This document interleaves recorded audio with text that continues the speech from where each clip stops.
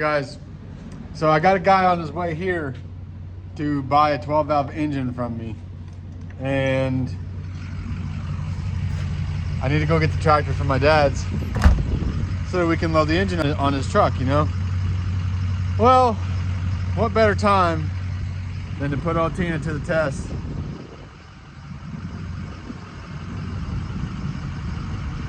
Right now. So we are going to drive slow because the hood is just sitting there. It's not bolted down to anything. So I don't want the hood flying off when on the road. So I'm going to drive extremely slow, but it's going to be a lot faster than driving the tractor 2 miles down the road with 19-degree weather outside. So without further ado, let's go get this thing. Well, as you guys can imagine, not having a bolted down or latched down hood or strapped down hood is a recipe for disaster. And it bit us in the butt. Bit me in the butt. You guys probably knew. I knew I shouldn't have done it. I knew better. But I just got ahead of myself, got way too excited and went for it. And Tina's hood is completely caved in the center because it flew up.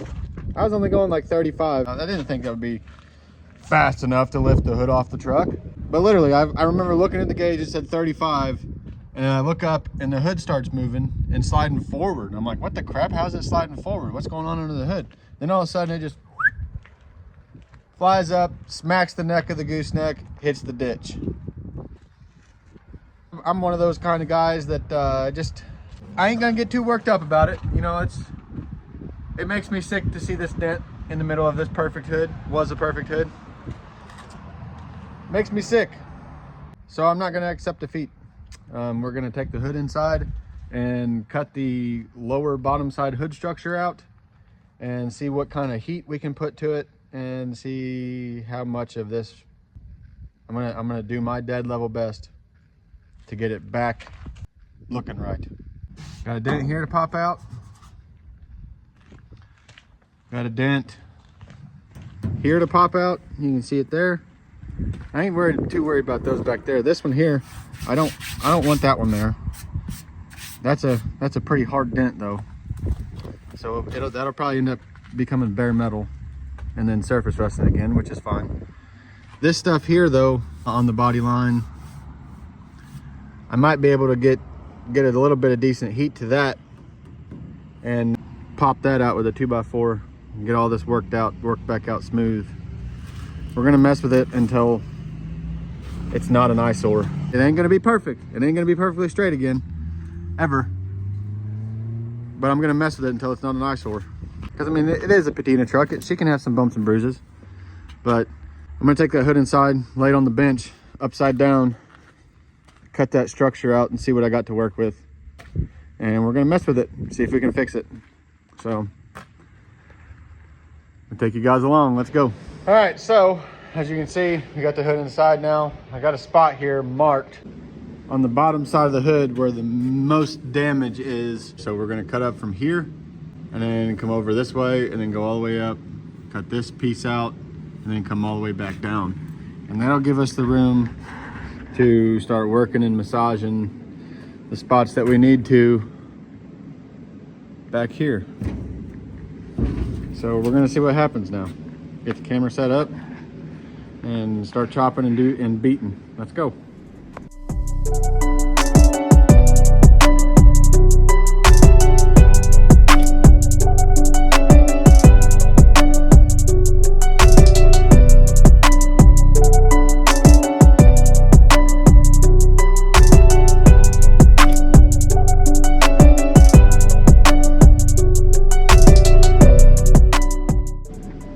All right guys, this is the best I think I'm gonna get the center of it.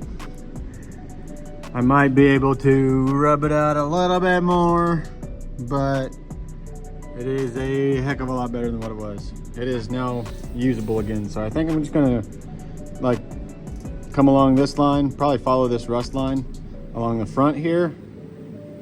And then I'm gonna wire wheel it, wire wheel all the scratches out and wire wheel all the metal that I heated up, all the discoloration.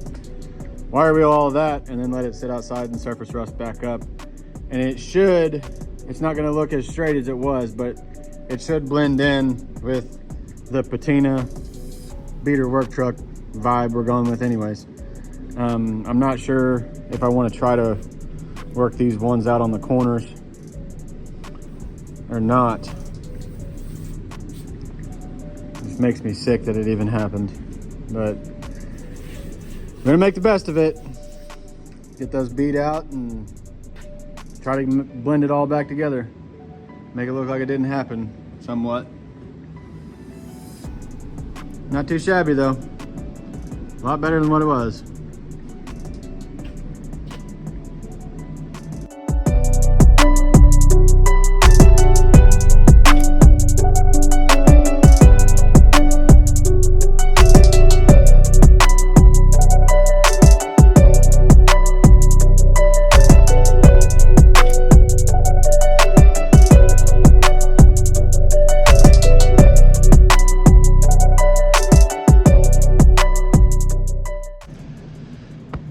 All right, guys, I feel a heck of a lot better now. We got 90% of these dents worked out. There's still a little bitty dents where the big dents were, but I'm happy with it. Like, we're gonna wire wheel it, get it down to bare metal, let it surface rust, and run it. After we get hood mounts and a latch. This is the really bad crease. This was on the driver's side front corner. And then we had the whole front top side of this caved in, if you remember. Still got a little bit of a dent right there, but that's behind, the metal behind that is a pinch weld, and I'm not trying to do that. I'm not worried about that little thing. It'll sit behind the aluminum grill shroud anyway, so you won't really see that part. You'll just see a little bit of a dip wave in the front of the hood, but way better than what it was. Here's the other dent that was there. I got it busted out. I ended up cutting little windows in the structure back here to beat it out on both sides. This side got a little bit of a microfiber melted to it because I got it so hot. But this was the harsher side, and I'm pretty sure it popped out better than the other side did. But saved myself on that one. God really, he gave me the working hands to mess with this sheet metal today. We got it straightened back out. Let's go, guys. I am gonna go ahead and swap the wire wheel to the grinder, and then I'm gonna go along all this metal that we heated. Probably be right here close to the body line. And up here, we'll go along all this colored heated metal and brush it back to bare metal, along with this side over here. And that, I don't have to mess with that side over there. I didn't heat that side enough to burn the paint. So this side here, I'm just gonna come down to right below that line and then just roll it back up and just get it down to bare metal to where we can throw it back outside and let it surface rust again. Let's go.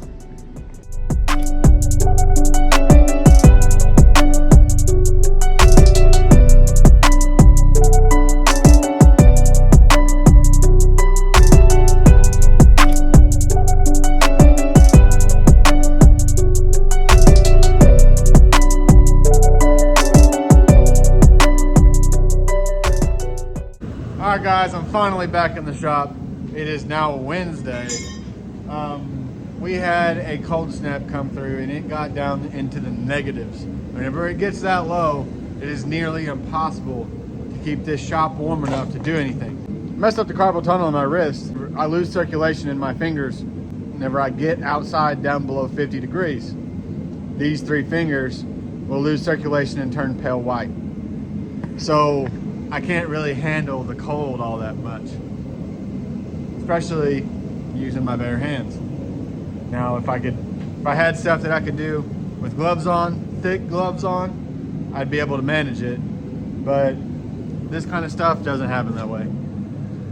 We got into the shop this morning and it was like 29 degrees inside here. So you can see my breath in here still.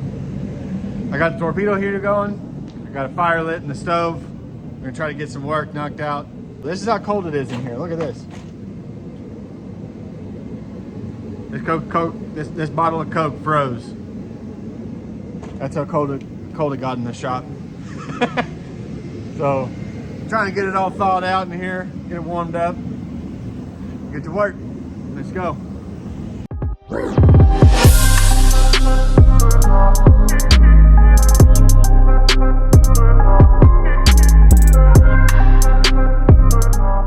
We got all of our parts in here.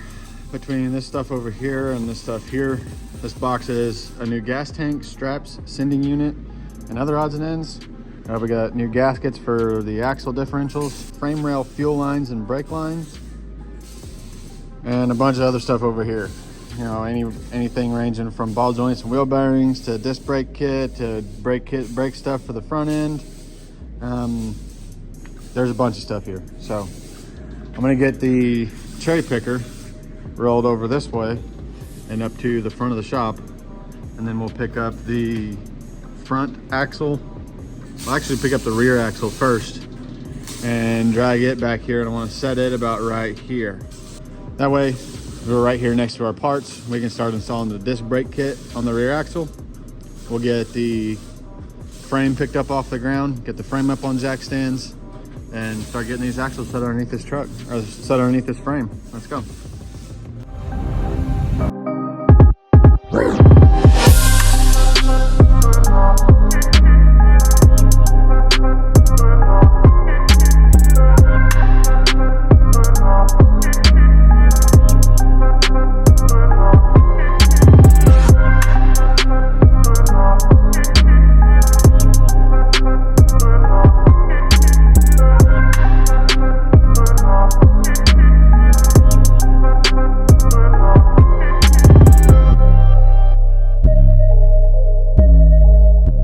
Got the heaters on full blast. I got all these parts laid out for the 66 F100, and it's absolutely insane. Like, to get the freedom to just get everything brand new. The only thing that we're reusing is the frame, the axles, and the frame wiring harness. We got all new brake lines, all new fuel line. We got all new suspension, new shocks, new bushings, new wheel bearings, new ball joints. Everything. There's like $5 grand laying around here in just parts. It's not including this stuff. It's nuts. Without further ado, pitter patter, let's get at her. All right, guys, I had to stop what I was doing. I got a little bit, I barely even touched this axle, okay? I got the axle shaft pulled out. Barely even touched it, pulled up Marketplace, and I found the sweetest deal on a forklift. If you guys have been watching the channel for a little while, you know I've desperately needed a forklift around here. We've been making trips back and forth to my dad's place, getting his tractor. You guys know the need was for real. We're gonna go ahead and get hooked up to the gooseneck and go down there and grab this forklift real quick, and then get back and see what we can do with it. The guy said that it idles, but it doesn't really run 100% like it's supposed to. Whenever you press the gas, it falls on its face and dies, and it's running super rich. So we got some carburetor work to do to it, but he did send me videos of the mast and everything lifting up and tilting and doing all the stuff it's supposed to do. So I'm not too worried about it, but we're gonna go down there, grab this thing, get it back here, and get at it. Let's go. All right, let's see what we can do.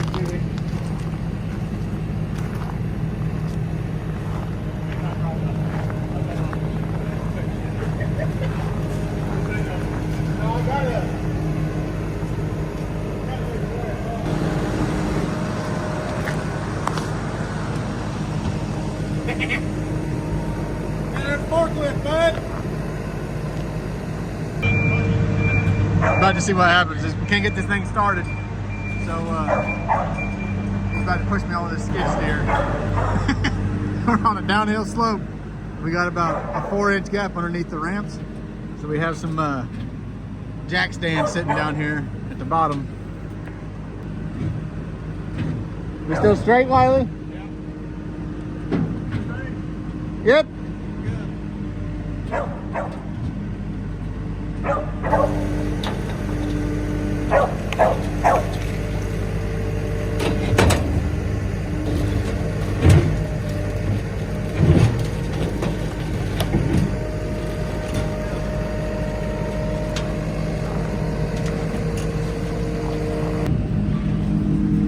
There's a hole over here. Yep, we're good there.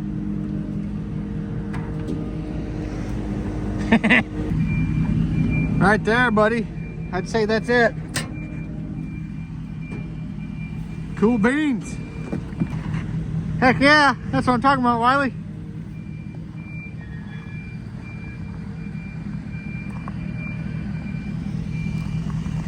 Sick nasty. And we get this thing back to the shop, get the carburetor pulled out, get this thing rebuilt. This is gonna be a heck of a unit right here. Ain't really had no issue. All I ever really haul is trucks though. Trying to find this thing. Computer pipe. Not help, much help anyway. Oh, you're doing great, bud. Did I lose my taser bolt?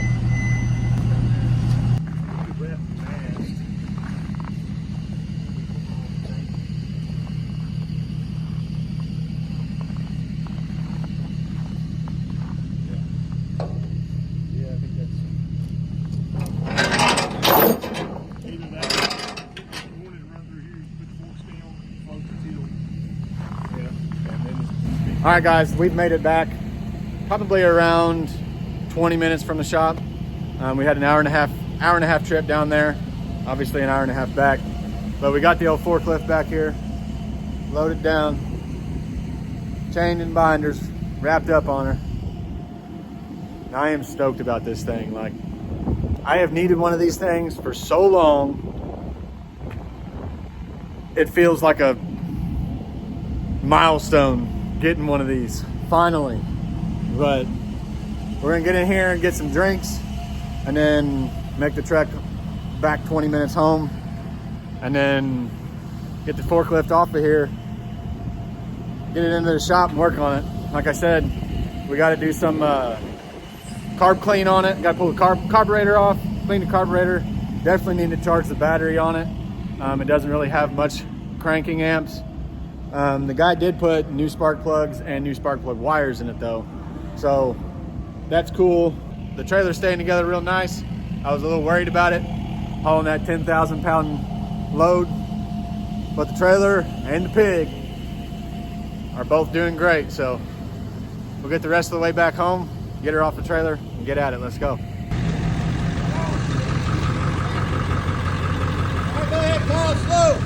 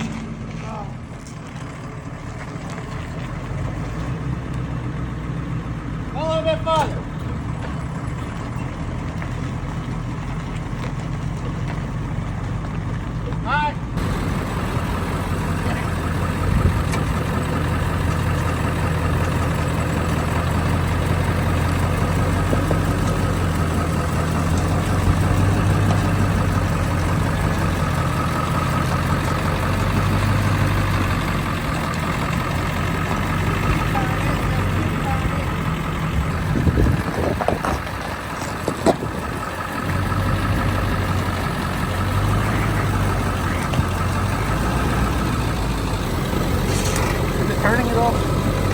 Yeah, slowly.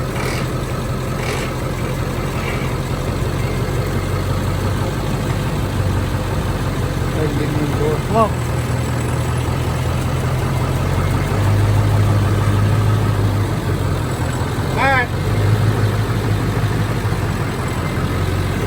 All right, guys, we finally got her back. Got her pushed up into the shop here. We do need a battery for it.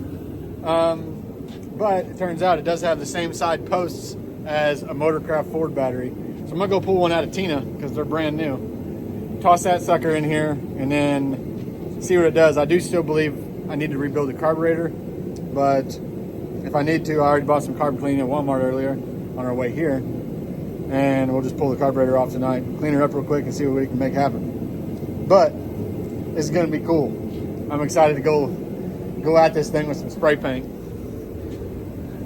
Yo, hoodlums over there helping me out tonight. All right, guys, after just a little bit of dabbling, I was able to mess with this thing. I messed with the fuel air mixture screw on the carburetor. I was able to get it fired up and running the way it's supposed to run.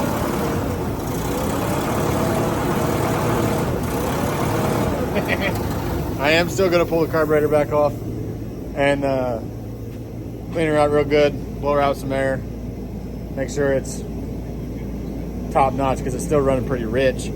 But yeah, I'm beyond happy with this purchase. We needed this so bad around here.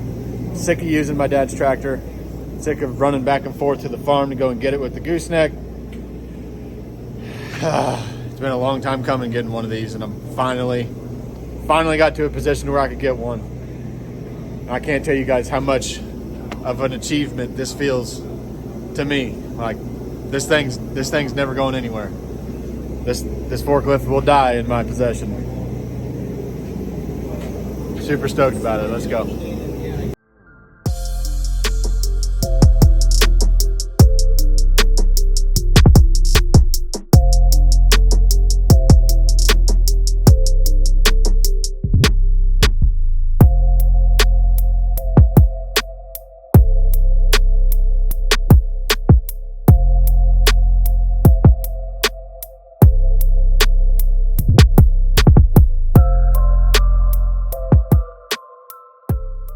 All right, guys. Got it taken apart, got it cleaned up, blew it all out with air. I think it's as clean as I'm probably gonna get it. I did notice that the air filter, was the opposite direction that it needed to be. So the air filter, the inlet on the air filter where the engine would suck air through the filter was on the opposite side. So the engine wasn't getting any airflow through the filter, and the filter had it clogged up here. So that was probably the reasoning for why it was running so rich. But we're gonna fire it up and see what it does now. I got the fuel air mixture screw set back to the ideal spot. I adjusted it quite a bit of ways out earlier whenever we first got it into the shop, just to get it to not smoke as bad. But we're gonna see what it does now. Let's go. And bear with me. I got the torpedo heater on, just kind of have some heat around here. But I do have microphones on the way so that you guys can hear me better whenever I'm far away from the camera. So.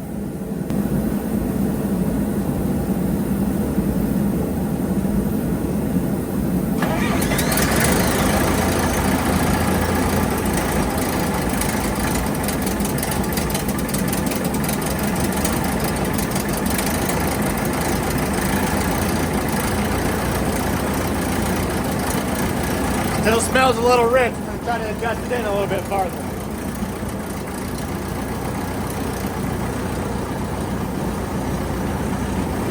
I do with my screwdriver. There it is.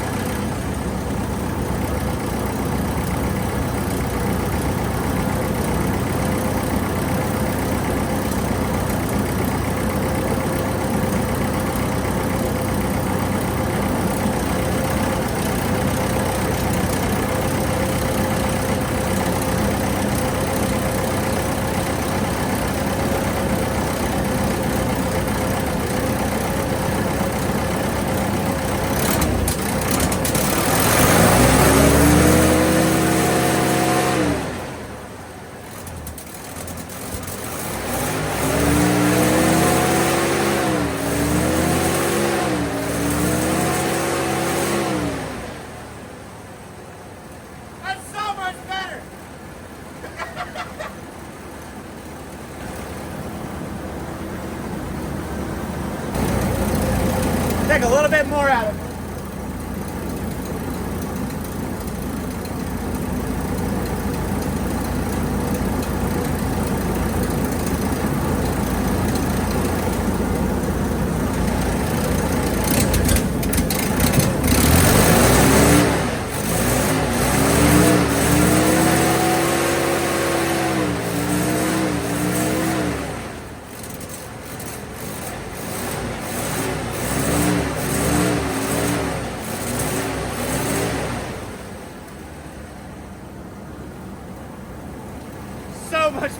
Saturn here.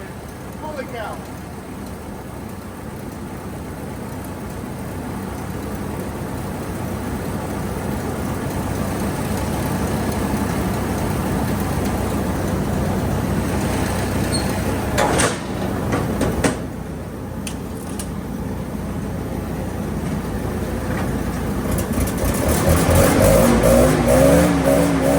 That is what I am talking about right there.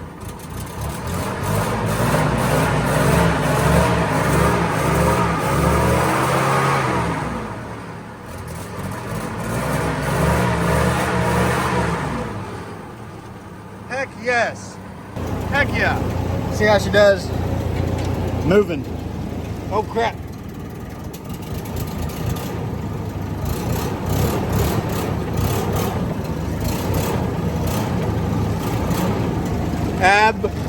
Absolutely. That's what I'm talking about right there, Solson. I am now a certified forklift technician. This is awesome. I got a heck of a deal on this thing. We only paid $1,800 for this forklift. We pushed it up on here with a bobcat. We pushed it up on the trailer with a skid steer because he couldn't get it running right. It had been sitting in his garage for too long. It had been sitting in there for over a month or so. And it's a carbureted gasoline forklift. So I got him down to $1,800 on this thing. Got it home. Heck yes.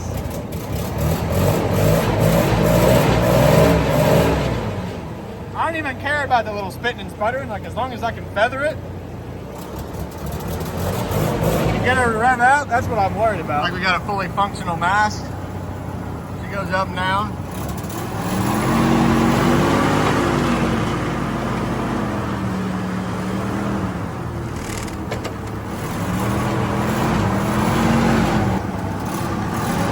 And then this is the, you got to push over and then go forward or backward for tilt. That is what I am talking about right there. Oh man. Oh yeah, and I almost forgot. We got to say spinning light on here. Oh man. It has been a long time coming getting myself one of these things. I have needed one of these for the past 2 years since I went full time. I've been putting it off and going and getting my dad's tractor. Like I said, tripping back and forth. I mean, look how smoky we got it in the shop in here. This is awesome though. I'm proud of this. Like, this might be a cheap old 1970s forklift. Like, this is a milestone for me. Like, my gooseneck was the first milestone. This thing, I ain't ever getting rid of it. This forklift means a lot to me. And it's just an old beater, flapped out forklift. We got on Marketplace for $1,800, but it's bittersweet, really. It feels so good to finally have something like this that I can move stuff around with and have the luxury of having one. Never had a piece of equipment like this for my own self. Always borrowed. So it is nice to finally have one. But that's probably it for tonight, guys. Catch you guys in the morning. All right, guys, we're back in the shop. We're gonna wait to paint the forklift and mess around with the forklift until we get some more progress made on this 66 F100 project. It keeps getting shoved off to the back burner, and I'm starting to feel it. So we're gonna go ahead and set the camera up, try to get these disc brakes swapped out and installed onto this rear axle here, and then move right along and see what we can get done this evening. I want to get these disc brakes on here. I would like to get the hubs rebuilt on the front end and possibly get the frame picked up and get the axle sitting underneath the frame. But we'll see. Like I said, we've been getting pulled off of it. Things been coming up a lot within the past few weeks. So I need to just sit down, focus, and get to it. So we're gonna set the time lapse up, see how far we can get. I'm gonna go ahead and call it for this video. I'm pretty sure we're probably over 30 minutes. So I'm gonna go ahead, go next door, get the video edited out, figure out what I need to do with these axles, and then come back in here later on this evening and get at it on this. Y'all will see it on next week's video. Thanks for watching, guys. Like, subscribe, share the channel. Let's get this thing grown. Let's keep going. See y'all later.